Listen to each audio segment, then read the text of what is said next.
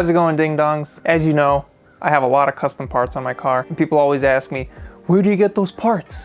There's like no aftermarket for the SC. Where do you get it? Can I have your STLs? No, you can't. However, the reason I have so many custom parts is because I make them myself. So today I'm gonna show you the things you need to make your own car part. So the very first thing you're gonna need is a computer, obviously. You can't do anything without a computer. I got this laptop at Best Buy. It was on sale for $480, and it can do everything that computer can do. Obviously, a desktop is a much better option because you can upgrade.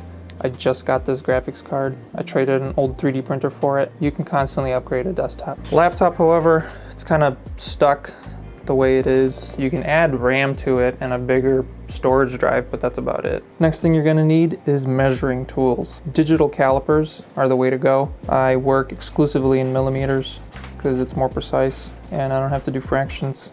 Inches are stupid. Get nice ones. These are cheap ones, and they sometimes will like go out of sync.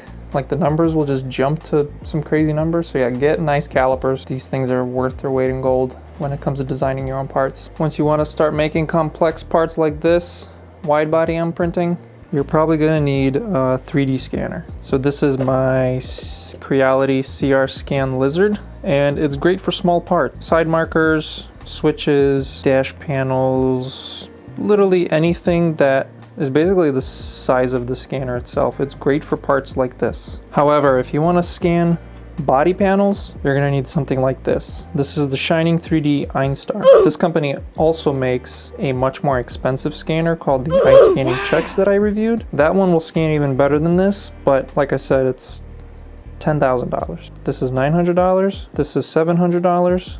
Yeah, pick your poison. But this thing will scan an entire car with markers. Yeah, I scanned my entire dash with it. Yeah, this thing is pretty great. So once you're done acquiring your data, let's say, you're gonna need to design stuff, and that's where software comes in. Blender is an open source software you can get, and it's totally free. It's similar to what I use, which is Maya. So I use Maya because it's what I learned in college, and it's mainly meant for making video games and animations and stuff. But since I've been using it for 10 years, there's no way I'm gonna switch to anything else. The reason I prefer animation modeling software like this is because it's a lot easier to create organic shapes, which a lot of things on cars have lots of curves. They're very organic, especially if you wanna make stuff that's not just flat. If you come from a CAD background, like if you know SolidWorks or something like that, then you can use Fusion 360, which is a free software also, but there's some limitations about it, but it is a lot more powerful in terms of when you go to build your parts. Like for example, I can't CNC any of my things because you can't create, or at least I don't think you can create toolpaths from an STL file. With Fusion 360, however, you can do all sorts of crazy stuff. You can do fluid simulations, strain simulations, a lot more powerful, but it is a lot harder to create organic shapes. Just be creative with it, I guess. And then obviously you're gonna need to learn how to model. So I created this wide body. So you see there's the 3D scan, there's the wide body, front and rear, and I have a diffuser designed. It's gonna be a lot of time. Like I said, I've been doing this for 10 years. So this stuff is pretty easy to me, but if you're starting out, it's gonna be difficult. It's gonna take a long time. So just start simple. You know, make emblems because they're flat. All you have to do is design them. Make shift knobs, they're easy because you're just putting a screw through it. Those are things that don't have any constraints basically. The only thing you need to worry about, one point of contact. Shift knob, the shifter thread needs to fit inside.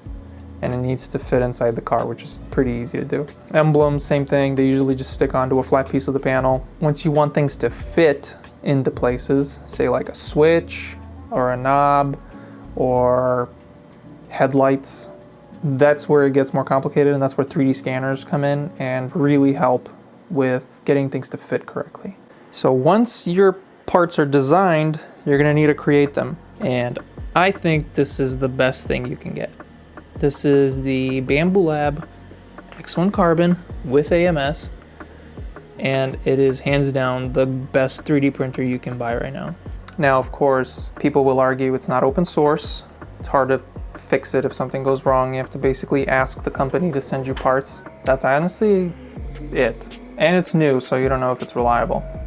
If you want to go open source, Prusa is probably the best, but there are other competitors that I think are now getting better because Prusa has gotten very comfortable with their position in the industry.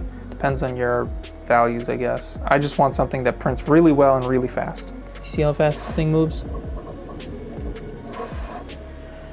So I used to have 2 Prusa Minis and 2 Ender 3s, and my first wide body that I printed, my first version of the wide body that I was printing, took almost 2 weeks to print. This is 25% done, and this only took 1 day.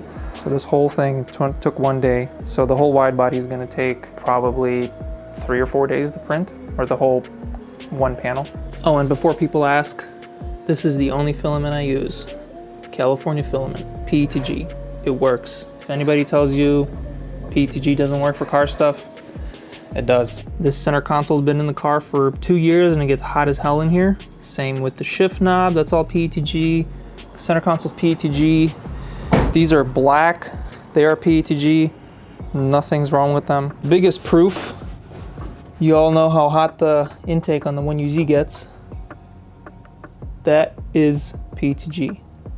That is a little cap I 3D printed to cap off the throttle body, because this used to be a dual blade throttle body for the traction control. So PETG works, man. You just gotta know how to print it. And by you gotta know how to print it, I mean, don't increase infill. Infill doesn't do anything except hold up top layers. That's it. Infill is useless in terms of strength or durability or anything. Perimeters are the only thing that matters. Almost every single thing I print has 5 or more perimeters. Literally, that's the only thing that matters. That's the only thing that gives a print strength. If I want something to be even stronger, I'll go up to 8 or 10 perimeters. For example, my mirror adapters that I sell, those are 8 perimeters. Shift knobs are 10 perimeters. That little plug in the intake is completely solid. And make sure your top and bottom layers are also the same thickness as your perimeters. So if you have 8 perimeters with a 0.4 millimeter nozzle, 0.4 millimeter nozzle, 8 perimeters, you're gonna have this much thickness on the walls.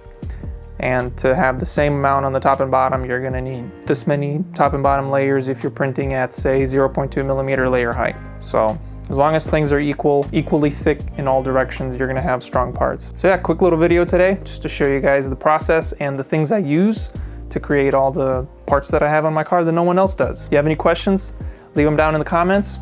Make sure you subscribe because I have big projects coming. Like you saw, the wide bodies printing, the entire fuel system, all the parts are here, the suspension, lots of projects. Subscribe, like the video if you like it, and I'll see you guys next week. Peace out. America, America.